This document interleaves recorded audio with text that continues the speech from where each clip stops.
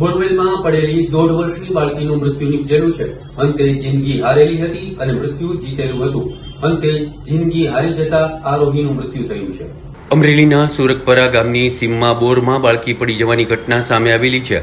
ગઈકાલે બપોરના સમયે 1.5 વર્ષની બાળકી રમતા રમતા બોરમાં પડી જતા અમરેલી ફાયર અને 108ની ટીમોએ ઘટના સ્થળે પહોંચી બચાવ કામગીરી હાથ ધરેલી હતી.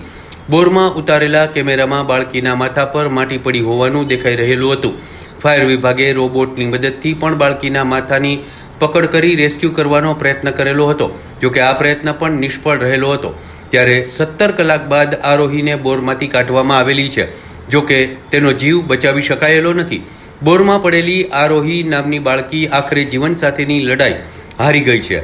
એનડીઆરએફ અને અમરેલી ફાયર વિભાગ દ્વારા આરોહીને બોરમાંથી બહાર કાઢવા માટે 17 કલાક સુધી સતત ઓપરેશન ચલાવવામાં આવેલું હતું.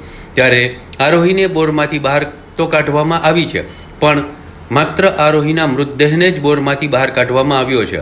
હેલ્થ વિભાગના અધિકારીઓએ આરોહીની તપાસ બાદ તેને મૃત જાહેર કરેલી હતી.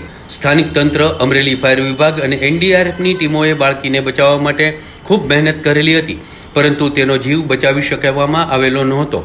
ફાયર ઓફિસર HC ગઢવીએ જણાવેલું હતું કે ગઈકાલે બપોરના 12:30 વાગ્યાની આસપાસ આજે સવારે 5-10 કલાક સુધી આ ઓપરેશન સતત શરૂ રહેલું હતું.